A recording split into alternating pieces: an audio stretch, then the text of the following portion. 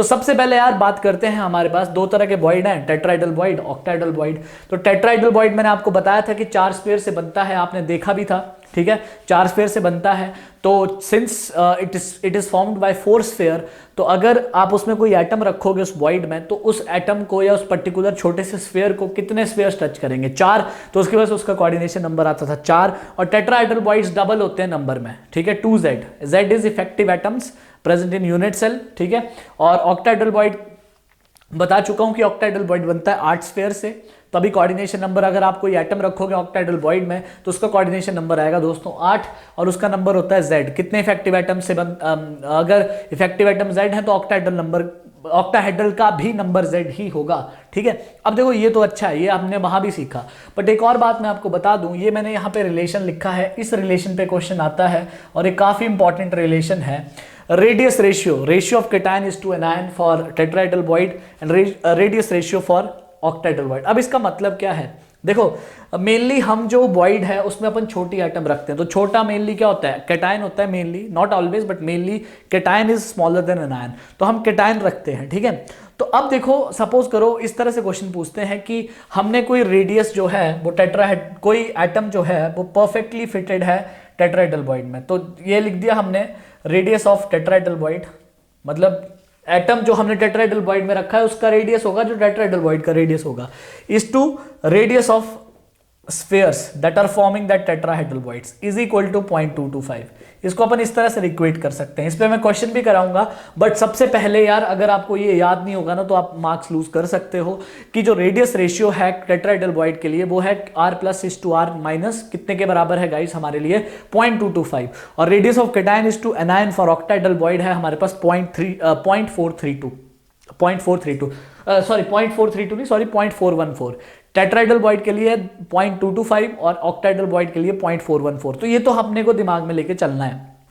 अब हम बात करेंगे कि किस तरह के क्वेश्चंस वॉइड पे पूछे जाते हैं। तो मैंने सारे के सारे क्वेश्चंस, मैक्सिमम टाइप मैंने क्वेश्चंस की कवर कर ली है, ठीक है। देखते हैं, तो आइए सबसे पहले फर्स्ट क्वेश्चन देखते हैं, हमारे पास थोड़ा फास्ट करते हैं, ठीक है।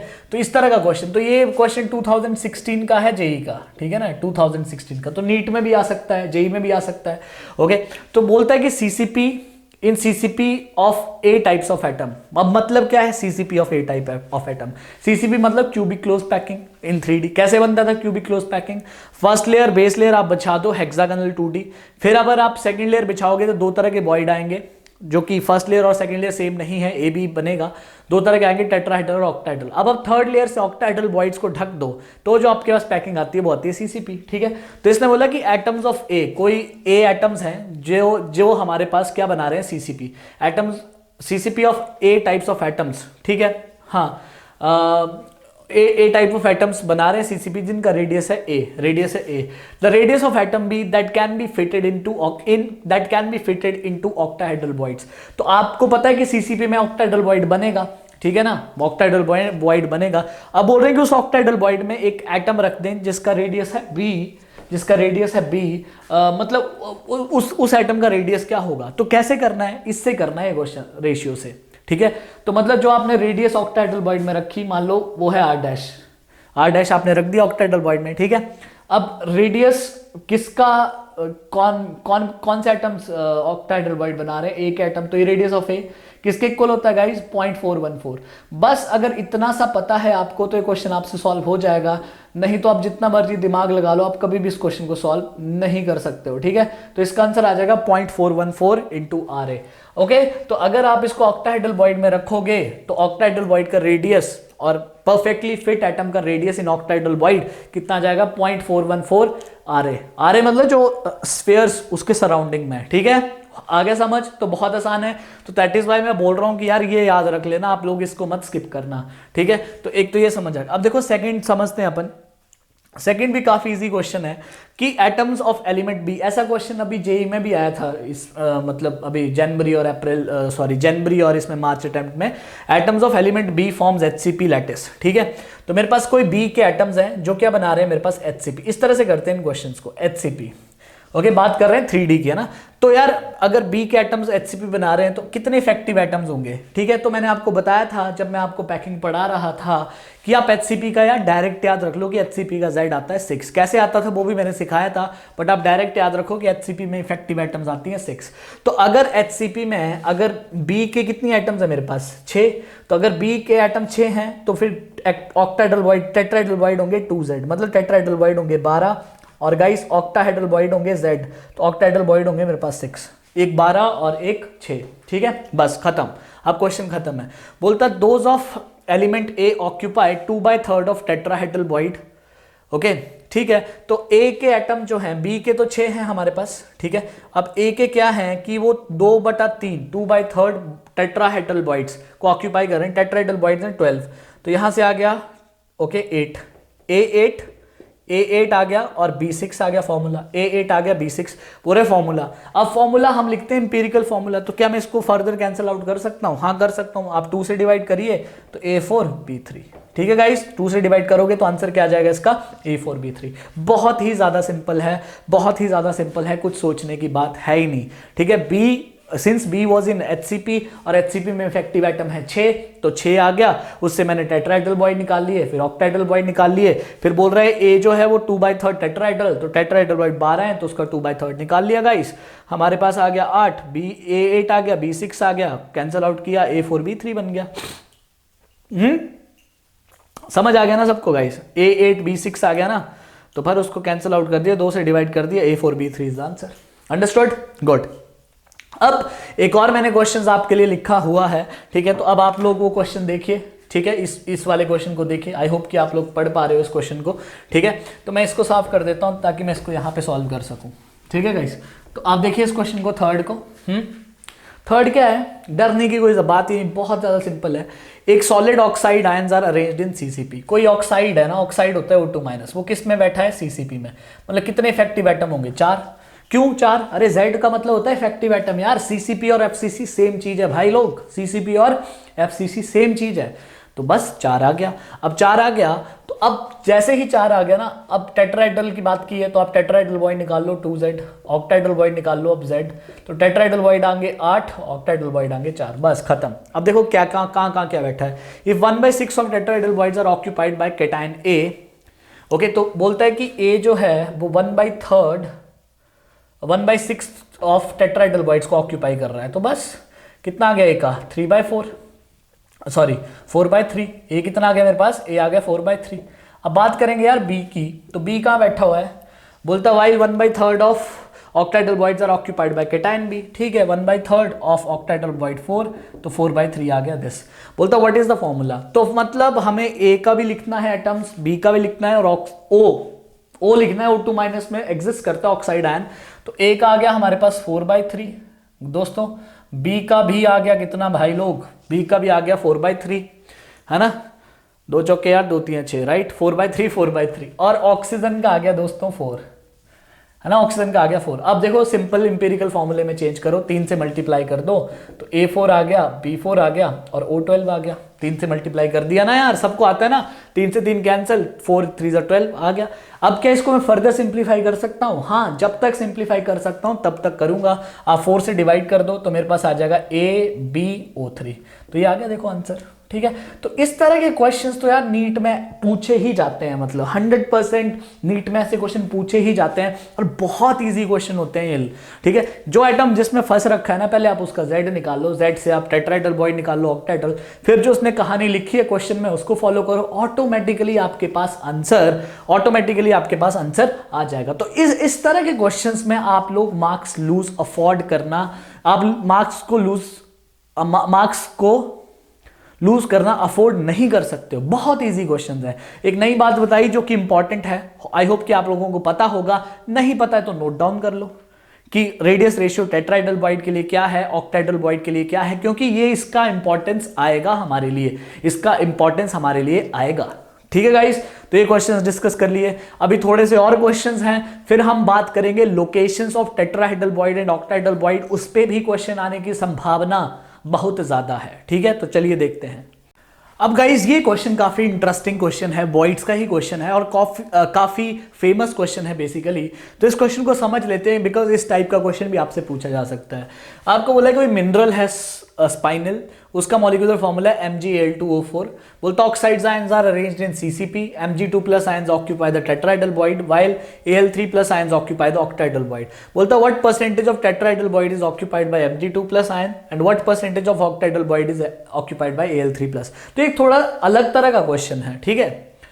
तो कैसे अपन इसको करेंगे कि what percentage of tetrahedral void. So देखो कैसे करेंगे अपन, हम ऐसे सोच सकते हैं कि percentage of tetrahedral void occupied,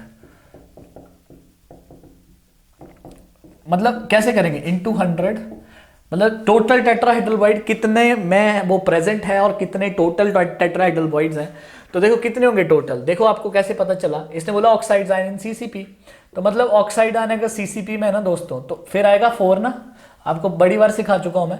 तो टेट्राहेड्रल वॉइड आ जाएंगे 8 और गाइस ऑक्टाहेड्रल वॉइड आ जाएंगे 4, आगे ना 8 और 4 बन गई बात। अब देखो तो टोटल टेट्राहेड्रल वॉइड्स हैं 8, तो 8 में से कितने में हमारे पास Mg2+ है, कितने में हमारे पास Mg2+ है। तो मतलब अगर हमारे पास 8 अगर टेट्राहेड्रल वॉइड्स थे तो हमारे पास इसमें फॉर्मूला क्या है इस कंपाउंड का, इस कंपाउंड का फॉर्मूला है हमारे पास 1। Mg का कितना एटम है 1। इसका मतलब हमारे पास Mg का फॉर्मूला है 1, ठीक है ना। तो Mg का कितना एटम है 1, मतलब एक एटम प्रेजेंट है, एक एटम प्रेजेंट है Mg का, एक एटम प्रेजेंट है। तो मतलब 8 में से 8 टेट्राहेड्रल वॉइड में से 8 टेट्राहेड्रल वॉइड में से एक वॉइड में Mg2+ प्रेजेंट है। तो फिर उसका कितना आ जाएगा हमारे पास, एक Mg2+ का एटम है ना यार, तो एक ही Mg2+ का एटम प्रेजेंट है, 8 में से एक में प्रेजेंट है, ठीक है। तो यहां से अगर आप इसको सॉल्व करोगे ना गाइस, तो कितना आ जाएगा, ये आ जाएगा हमारे पास 12 8 96, ओके 96 और 4, ओके 12.5% आ जाएगा Mg2+ का परसेंटेज, ठीक है। इतने में Mg2+ प्रेजेंट है, ठीक है।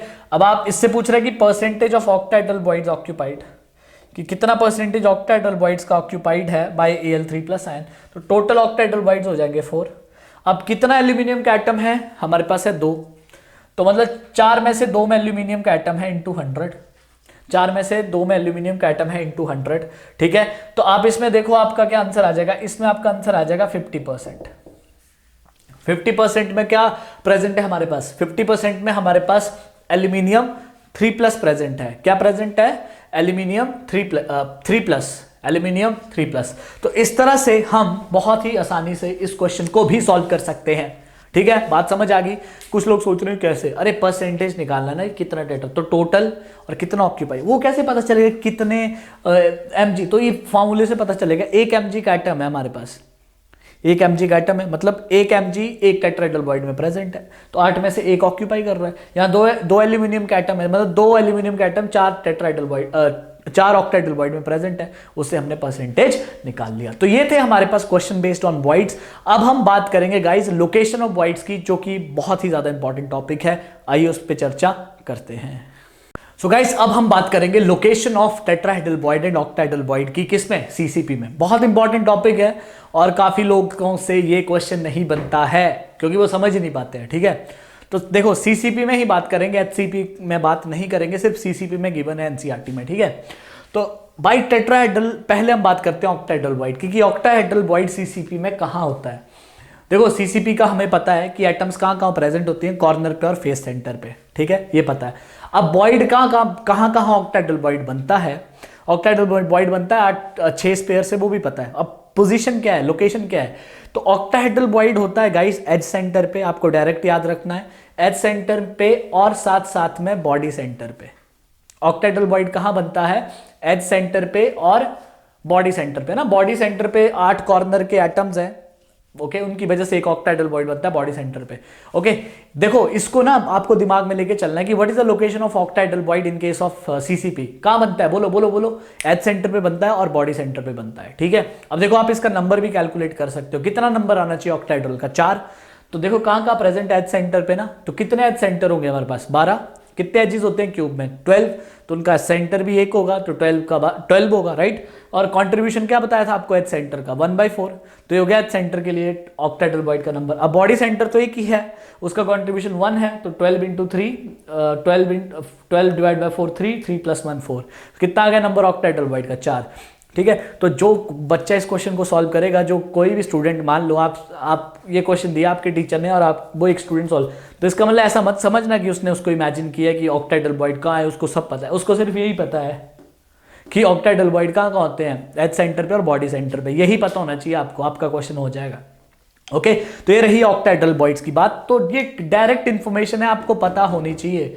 अब अपन बात करेंगे पोजीशन ऑफ टेट्राहेड्रल बॉइड की, कि टेट्राहेड्रल बॉइड सीसीपी में कहाँ कहाँ होते हैं। ठीक है, तो इसको समझने का एक बहुत ही सिंपल सा फंडा है कि जैसे मान लो कि एक क्यूब है एज लेंथ ए का, तो जैसे आपका कमरा है ना, मान लो उसको क्यूब मान लो, उस कमरे को ना आप 8 क्यूब्स में डिवाइड कर सकते हो, 8 छोटे छोटे क्यूब्स में आप डिवाइड कर सकते हो, हैविंग एज लेंथ a/2। आप अपने कमरे को, मान लो उसका अगर एज लेंथ a है, उसको आप 8 क्यूब्स में डिवाइड कर सकते हो। आप सोच सकते हो हैविंग एज लेंथ a/2, मतलब हर एक छोटे क्यूब का जो एज का लेंथ है वो a/2 है। 1 2 3 4, 2 यहाँ पे है ना, 2 यहाँ पे, जैसे मैंने ये यहाँ पे आपको दिखाया है। अब ये तो 2D है, देखो 4 क्यूब है ना, 1 2 3 4, अब 4 क्यूब आगे भी आ सकते हैं, समझ रहे हो आप, तो एक क्यूब बन जाएगा।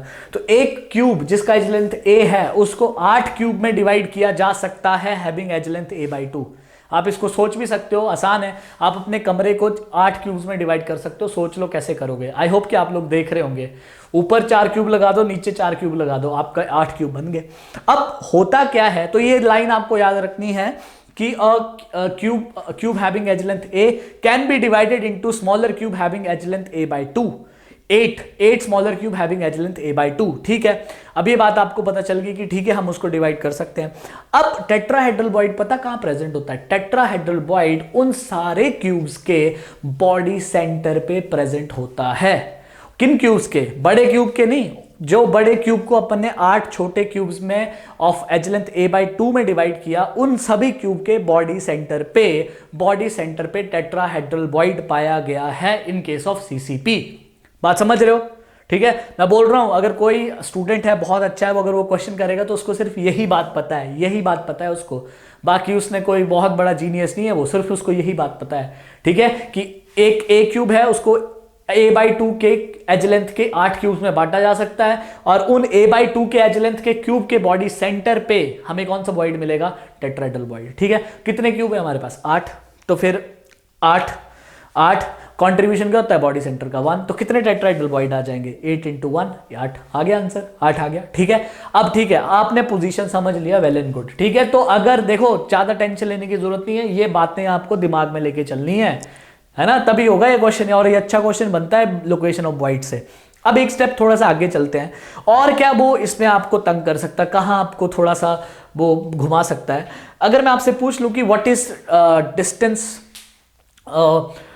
मैं अगर आपसे पूछ लूं कि what is distance between 2 adjacent tetrahedral void. Okay, जैसे क्वेश्चन आ गया कि the distance between 2 adjacent tetrahedral voids in CCP, what is that. ठीक है, तो वो डिस्टेंस निकालना है, वो हम समझेंगे। ठीक है, अब देखो मैंने ये क्यूब बना के रखा है ना, 4 क्यूब बनाए, 1 2 3 4। अब टेट्राहेड्रल बॉइड यहाँ पे, इस पे बॉडी सेंटर पे है, इसके बॉडी सेंटर पे है, इसके बॉडी सेंटर पे है, इसके बॉडी सेंटर पे है। ठीक है, इसके बॉडी सेंटर पे है ना, जो छोटे क्यूब के बॉडी सेंटर पे है, अगले क्यूब के भी वो बॉडी सेंटर पे है। ठीक है, अब यहां से यहां का डिस्टेंस, यहां से यहां का डिस्टेंस क्या है? यहां से यहां का डिस्टेंस, ये टोटल डिस्टेंस तो यार एज लेंथ तो कितनी है भैया? a/2 है ना इस क्यूब की, तो यहां से यहां का डिस्टेंस क्या है? a/4। यहां से यहां का डिस्टेंस भी क्या है? a/4। तो फिर हमारे पास गाइस, फिर हमारे पास 2 टेट्राहेड्रल बॉइड्स में, जो 2 टेट्राहेड्रल बॉइड्स है उनमें कितना डिस्टेंस आएगा? What is the distance between 2 tetrahedral boids? a/4 plus a/4, बोल दूं मैं a/2, है ना, तो कितना आएगा? यहां पे मैंने ये लिख दिया गलती से, है ना, तो क्या डिस्टेंस आएगा मेरे पास? a/2। कितना आएगा मेरे पास डिस्टेंस? a/2। तो the distance between 2 tetrahedral Boyd is a/2। ये क्वेश्चन ज्यादा लोग नहीं बना पाएंगे, वही बना पाएंगे जिसको ये बातें पता है, ये बातें पता है। ठीक है, तो अरे समझ आया कि कैसे आया a/2? अरे भैया, एक टेट्राहेड्रल बॉइड यहां पे है, एक यहां पे है, इसका एज लेंथ है a/2, तो बॉडी सेंटर पे है ना, तो ये डिस्टेंस कितना होगा, a/2 का आधा, a/4, अगला भी a/4, a/4 प्लस a/4 कितना आ जाएगा यार, a/2। तो distance between two tetrahedral voids in CCP, important question है, distance between two tetrahedral voids in CCP will comes out to be a/2 where a is edge length, right guys. Okay, एक और question पूछते हैं कि what is the distance between corner atom and what is the distance between corner atom and tetrahedral void, distance between corner and tetrahedral void, or what is the distance of tetrahedral void from corner, ठीक है। तो वो भी अपन से पूछते हैं। तो देखो ये है हमारे पास छोटा क्यूब, ठीक है, यहां पे टेट्राहेड्रल वॉइड प्रेजेंट है इसके बॉडी सेंटर पे, है ना, यहां पे प्रेजेंट है ना, इसके बॉडी सेंटर पे प्रेजेंट है, इसके बॉडी सेंटर पे प्रेजेंट है, ठीक है। तो देखो ये तो लेंथ हो जाएगी a/2, ठीक है। अब ये लेंथ a/2 नहीं होगी, ये गलत लिखा है, ये लेंथ a/2 नहीं होगी, ठीक है। अब ये लेंथ क्या होगी, नीचे वाला वो होगा फेस डायगोनल, वो होगा वो होगा गाइस फेस डायगोनल। अच्छा मैं ऐसे बता देता हूं आपको, इतना भी सोचने की जरूरत नहीं है। बॉडी डायगोनल क्या था हमारे पास, क्यूब का बॉडी डायगोनल कितना था, √3 है ना।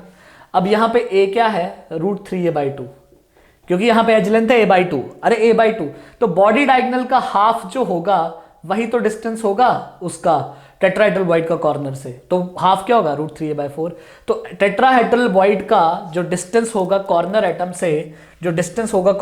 से, वो कितना आएगा गाइस, वो आएगा √3a/4, कितना आएगा, √3a/4, ठीक है। तो ऐसा मत करना कि यहां समझ नहीं आ रहा तो आप लोग भाग रहे हो, मत भागना, ये क्योंकि इंपॉर्टेंट है तो आपको समझना है, ठीक है। सुनो एक बार मैं फिर से रिवाइज कराता हूं, पोजीशनिंग का तो अपने को पता चल गया, नहीं पता चला याद करो, ठीक है। अब मैंने ये पूछा कि दो टेट्राहेड्रल वॉइड्स के बीच में डिस्टेंस कितना होगा एफसीसी में, ठीक है, और सीसीपी में। तो टेट्राहेड्रल वॉइड प्रेजेंट है बॉडी सेंटर में, किस क्यूब के बॉडी सेंटर में, जिसकी एज लेंथ है a/2, ठीक है। तो अगर उसके बॉडी सेंटर में प्रेजेंट है तो उस बॉडी सेंटर और फेस सेंटर में क्या डिस्टेंस होगा, टोटल लेंथ है a/2, तो a/4 होगा ना, यहां से यहां का डिस्टेंस a/4, फिर अगला वॉइड भी a/4 पे होगा, तो टोटल हो गया a/4 प्लस a/4, तो आ गया आंसर a/2। आपने बोला कि हाँ ये तो समझ आ गया कि a/2 होगा। अब आप ये बताओ कि कॉर्नर और टेट्राहेड्रल वॉइड में कैसे निकाला आपने डिस्टेंस, ठीक है। तो देखो बॉडी सेंटर पे प्रेजेंट है, लेंथ क्या होती है बॉडी डायगोनल की क्यूब में, √3a, a कब होती है, जब एज लेंथ a है, बट यहां पे इस क्यूब की भैया एज लेंथ a थोड़ी है, इस क्यूब की एज लेंथ है a/2, तो फिर इसका बॉडी डायगोनल का लेंथ कितना होगा, √3a/2। अब इस बॉडी डायगोनल के हाफ, इस बॉडी डायगोनल का जो हाफ है वही तो बॉडी सेंटर से कॉर्नर का डिस्टेंस है, तो इसका हाफ हो जाएगा √3a/4। तो देखो ऐसे ऐसे क्वेश्चन आपसे पूछे जा सकते हैं, ऐसे क्वेश्चन आपसे गाइस, ऐसे क्वेश्चन आपसे पूछे जा सकते हैं, और अच्छे क्वेश्चंस हैं, ठीक है। तो वही बच्चा इन क्वेश्चंस को सॉल्व कर पाएगा जिसको ये बातें सारी की सारी पता है। And I hope you are a very good students, तो मे भी आप लोगों को ये सारी बातें पता होंगी, क्योंकि आजकल तो सब लोग बहुत अच्छी अपॉर्चुनिटी है, कितने टीचर्स आपको मिल जाते हैं यूट्यूब पे सारे बताते हैं आपको चीज़ें, तो बहुत अच्छे एरा में आप लोगों प्रेपरेशन कर रहे हो अपने कॉम्पिटिटिव एग्जाम्स के लिए, ठीक है गाइस। हमारे टाइम नहीं होता था ऐसा ना, हमें तो एक इंडिविजुअल टीचर उसने जो पढ़ाया उससे देखना, अभी बहुत अच्छी अपॉर्चुनिटी आप लोगों के लिए, ठीक है गाइस। तो लोकेशन की बात कर ली और इस तरह के क्वेश्चंस की बात कर ली।